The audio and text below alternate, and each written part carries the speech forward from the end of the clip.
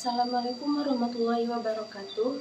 Pada kesempatan ini, saya akan menjelaskan materi mata kuliah dari Kapita Selekta Pendidikan, yaitu tentang memahami kembali profesi keguruan dan akan memaparkan isi buku yang berjudul Leadership in Action, karya dari Bapak Haji Muhammad Toha, SAG, MPDI.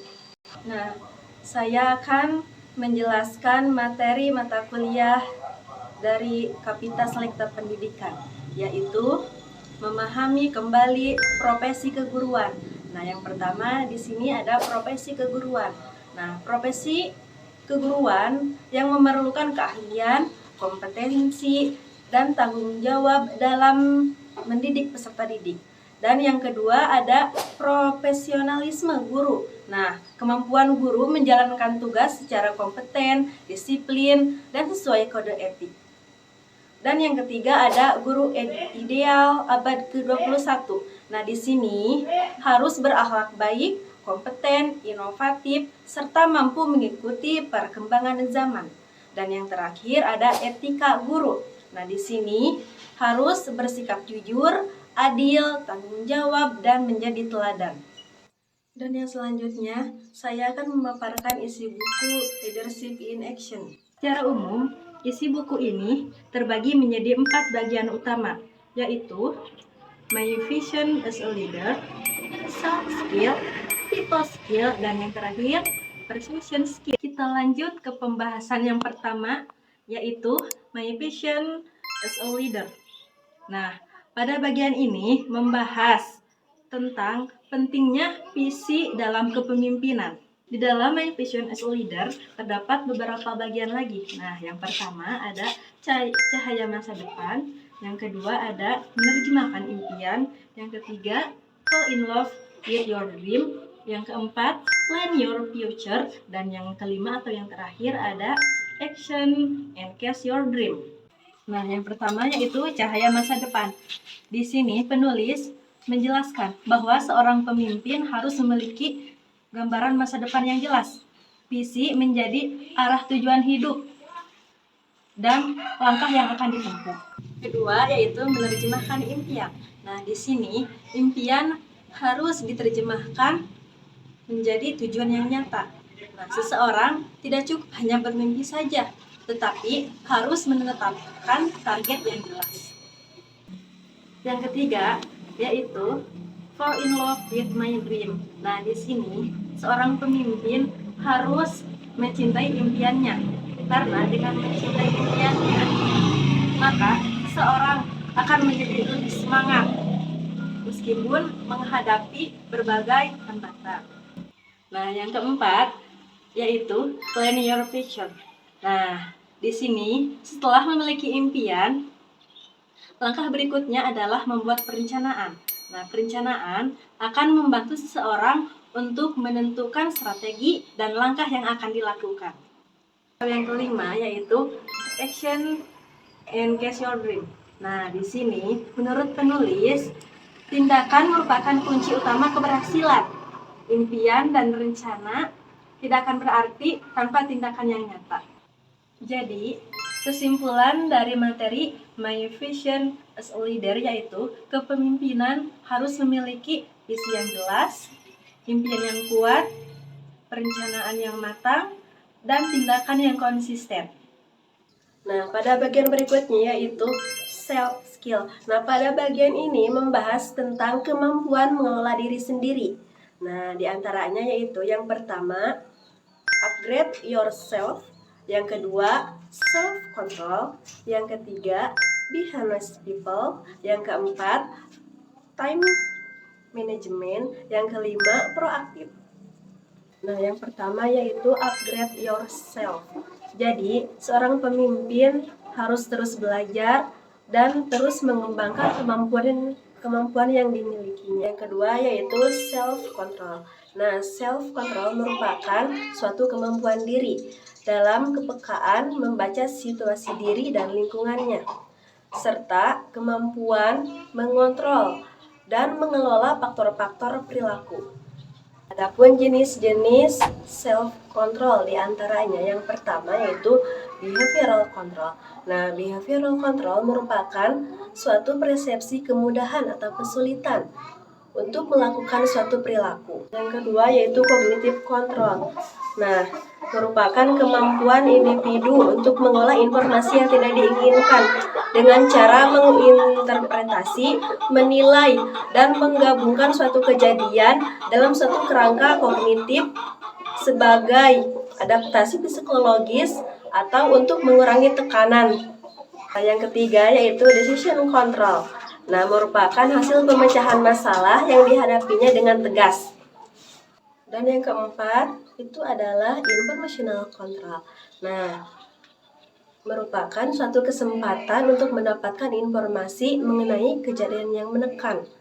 Kapan akan terjadi, mengapa terjadi, dan apa konsekuensinya. Nah, yang kelima yaitu retrospective control. Nah, yaitu kemampuan untuk menyinggung tentang kepercayaan mengenai apa atau siapa yang menyebabkan sebuah peristiwa yang menekan setelah hal tersebut terjadi.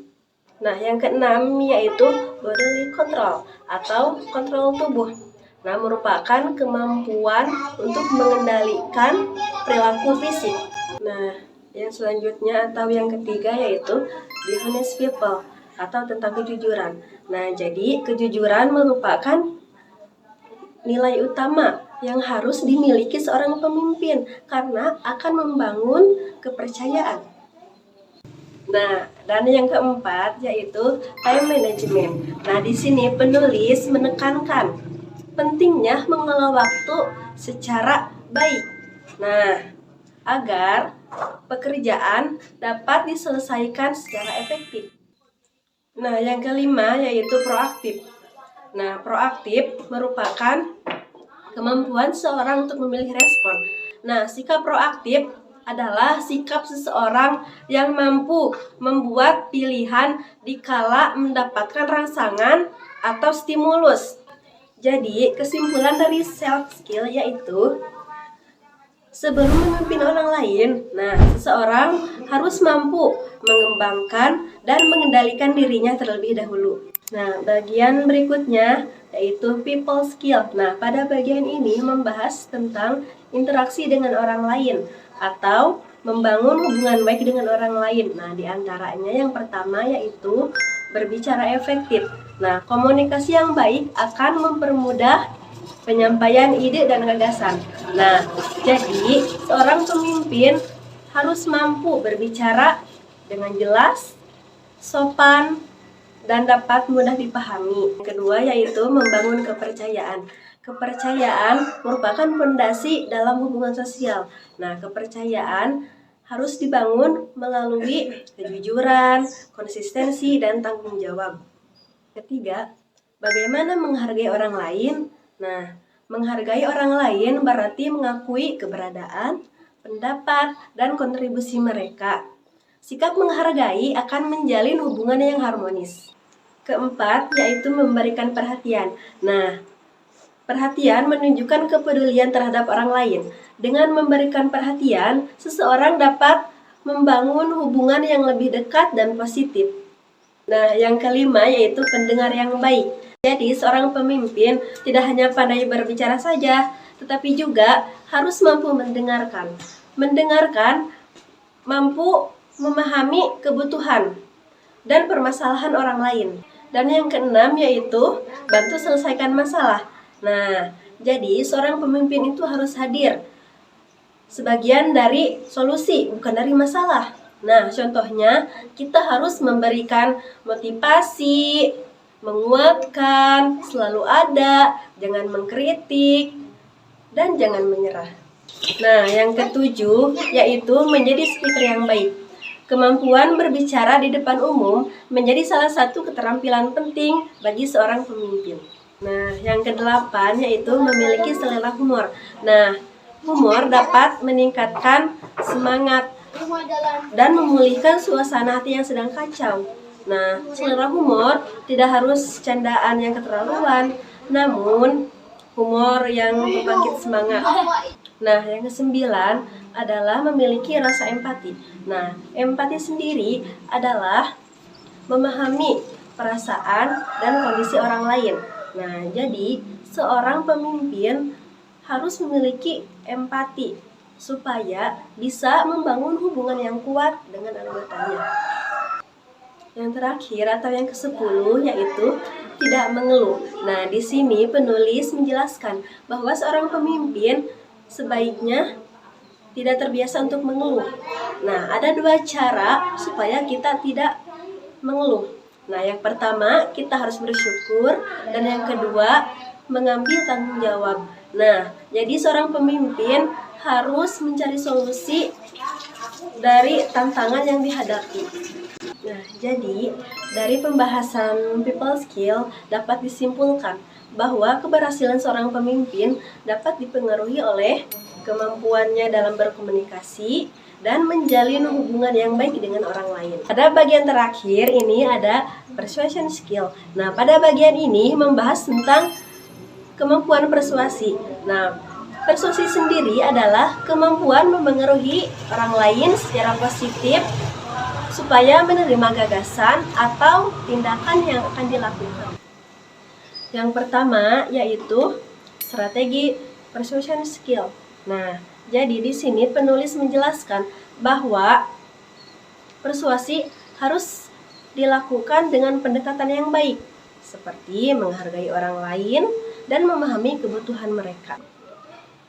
Yang kedua yaitu prinsip persuasion skill. Nah, ada 6 prinsip yang dilakukan oleh Robert Cialdini. Di antaranya, yang pertama prinsip kesukaan, yang kedua prinsip timbal balik, yang ketiga prinsip kebersamaan, yang keempat prinsip komitmen, yang kelima prinsip otoritas, dan yang keenam prinsip keterbatasan. Ketiga yaitu pengembangan persuasion.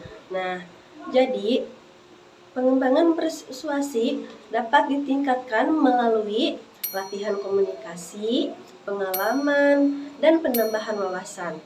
Jadi, kesimpulan dari pembahasan persuasion skill yaitu seorang pemimpin harus mampu menggerakkan orang lain untuk mencapai tujuan bersama melalui pengaruh yang positif. Jadi, kesimpulan dari memahami kembali profesi keguruan yaitu guru profesional tidak hanya menguasai ilmu, tetapi juga memiliki etika yang baik, mampu menjadi teladan sesuai tuntutan abad ke-21. Kesimpulan dari isi buku Leadership in Action karya dari Bapak Haji Muhammad Toha, SAG MPDI, menjelaskan bahwa kepemimpinan dibangun melalui 4 kemampuan utama. Nah, yang pertama yaitu vision as a leader, yaitu memiliki visi dan tujuan hidup.